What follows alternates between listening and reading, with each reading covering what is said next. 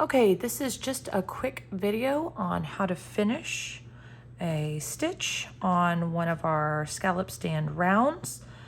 Now for this one, I'm using the Stitch by Stitch pattern by Priscilla and Chelsea. Now for this one, I know this is roughly a 3.5 inch finish. So I just grabbed one of my round templates. I know the inner is 3.5. The outer is 4 inches, so what I would do is I would just gauge that. Now sometimes their stitches, even though they say they're 3.5, are a little bit larger than that just on the edges. So on this one, you know, I could choose to go to the 4 inch, but I'm just going to show you with the 3.5. So what I would do is I would take the inner of this, and I'm going to grab my sticky board. So this is just a piece of sticky board. Most of them have this press on in the back because that's where the sticky part is. So I'm going to come over here and I'm going to draw a circle for this. Now this one, again, I could either do the 3.5, you know, if I'm okay with losing a little bit of the stitching on the side, or I could go ahead on and make it a little bit larger and do it as a 4. I think for this one, I'm going to put it on a larger board. So I'm going to go ahead on and I'll have a little bit more white space, but I'll cover everything and I'll make this one into a 4. So I'm just going to quickly draw around. As you can see, I had a little cut there from another time that I used this board. I didn't use the full thing, but that's fine. It's not going to hurt the overall integrity of the board once I do the sticky board. So again, I'm just going to draw my circle around. There we go. And go around it and make it a little bit darker. So I'm just going to take that, move that to the side. And I'm just going to cut around this. If you wanted to get more specific, you know, you could use an X-Acto knife. I'm just going to make it close enough for tonight and for this finish. Again, you can see where my accidental overcut was there. We're just going to continue cutting around. I'll probably just cut this excess off right there so it's a little bit easier to turn. Those to the side. Keep cutting around. Almost there. There are some pre-cut circles available. I've seen them at Fat Quarter Shop. I've purchased them from there. Again, they're more exact in the sizing. So if you order the 3.5, then you could lose some of the stitches on the side. So again, this one's definitely going to cover my full amount. So once I've cut my circle out, I go to the back, pull off my press on. Sometimes this gets stuck. So you got to kind of pull that press on. Actually, my cut right there helped me pull that off. So there's my press on. And for this one, ignore the back. My backs are messy sometimes. I'm going to try and place this as close as possible. I'm definitely going to have to redo that one. I did not do my best placement ever on that. So with this, again, actually I'll probably take this first, kind of get an idea of exactly where I want to put my 4. Move it over a little bit like that so I can see probably closer to there. Now I know roughly where to set my circle. So as you can see right there, we're pretty darn close. Now I personally like to use the little sewing clips around it first before I glue. I like to get more of a shape on my round. Hopefully I grabbed enough of these. Now I know my edges, that would freak some people out. I like shorter edges because I don't like too much of a pull. I feel like I get more control on those when I am gluing. So I do use shorter edges. So I'm just going to keep going around right in here.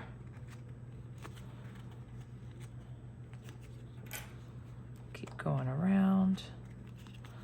Trying to tighten this around here as much as possible. Let's smooth it out. Keep going. Going to keep going. Keep going. One more. And I'm probably just gonna grab one more. I've got some more over here to the side. So I'll grab one more. Oh, my color choices were good here. Pretty close. Okay. So this is where I would get to, and then I personally like to let mine sit, and I move stuff around and smooth it out.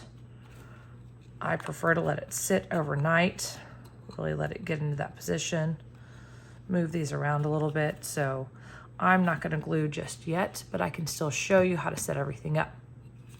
So once you get to this point and you have glued your fabric down onto the back. So when I start to glue, I just pull them off one at a time, do a strip of glue, and then press, and then that normally will sit right there. But like I said, I need to clean this one off a little bit too. So before I actually glue down, I'm gonna let mine sit for a little bit and just make sure it gets into a good shape. But I'm still gonna show you how we would put this on here. Now, once you get to this point, if you want to, you could also cut out another circle. Maybe you do it as a 4.5 on the back. You know, maybe you set it up as 5 on the back, you know, whatever it is. This particular piece right here, if I remember correctly, yeah, this one is a 5.5. So, you know, I could choose a little bit larger fabric in the back. So for this one, I have this pulled to the side. I thought maybe of using this as backer fabric so I could cut out another circle. I haven't decided yet, but I just wanted to pull that and show you. You can do another circle in a larger size in that backer fabric. So you could see I would have a little bit extra. Thank you, Murphy. Hi, buddy. Hi, thank you. Thank you. Thank you for your help. Good job, buddy. Okay, come on, let's go. Let's go. Got to be a part of the filming. Okay. So that is another option that you could do. And just same thing, you would take that circle size, as you can see, with mine right here, I would just take my sticky board again, make a circle, and then just make it a larger size for my backer fabric. I just need to go get another thing of sticky board for that. Now, let's imagine that I have got this already. You know, we can pretend that I've got another backer behind it, but everything has been glued together. Okay, so once I get to that point, then it's time to glue it to my board. Now, I personally, when gluing my boards, obviously I would have painted or stained this before I ever start gluing. So for this one in particular, I am probably going to take an MDF version of this. Now, if I decide to do a backer fabric, I will probably keep the size for the back. If I choose not to, I might size down to the 4.5, the smaller size for this one. But just for this example, I would probably go ahead on and paint this close to that pink color, maybe the blue, maybe the gold, maybe black. But once everything has been painted and has been glued down, then I would go about gluing the back side of this, and then I would center it up with here on this, and I would stand above it and just make sure everything was centered. Once I got everything set, move that over, then I would glue and place it down. Now, I use super hot glue when I'm doing it so that that glue stays warmer for longer and I can move it around if it looks off center. That's my personal preference, is to glue with super hot glue because it gives me time to move it around and it hasn't stuck right away. Some people are afraid of, you know, burning themselves. That's just my personal preference. So I would go ahead on, I would glue this down. Then once that was glued down and straight, you can see that I've got the lines on my back part of this. Then I would put some glue on this side and I would line it up. And for this glue, I personally like to use E6000. you know, when it comes to my backer board pieces. I'm more of an E6000, thick and quick.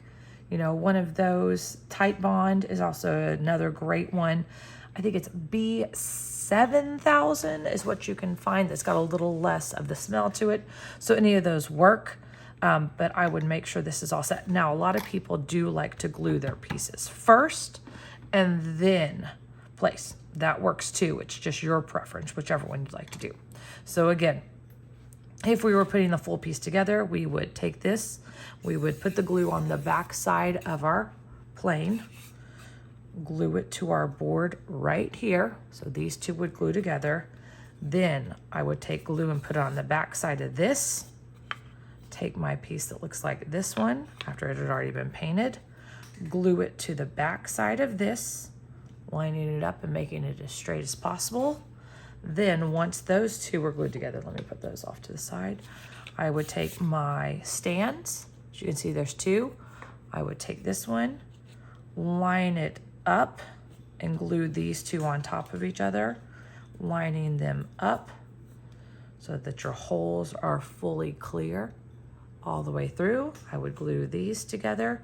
And again, the good thing about using an E6000, Tight Bond, anything like that, it gives you a chance to move them a little bit before they fully stuck together. Then once these two were glued and dried, once this full set right here was glued and dried, then you take this bottom part and you just slide it right into those two holes, just like so. And so then they are all glued together and in. Now, if you want to, let me slide that out. You could put some glue right in here to make sure they stayed in straight. Some people like to pull theirs out though and store them separately. That's your choice on that one. So again, at the end of it, if everything was glued together, we would have that there. This would be glued on top of that. And then this piece right here, all glued together, would stick into your stand and they would all stand together. Let me see if because I'm holding it and it's not fully stuck together. Let's see, get them all stuck together and in. So at the end of that, I'm gonna have to hold these there because they're not all glued together, but it would look like this with that on top. It would stand just like that. We hold my fingers under there so you could see what it would look like. And that's it. All right, have a good one.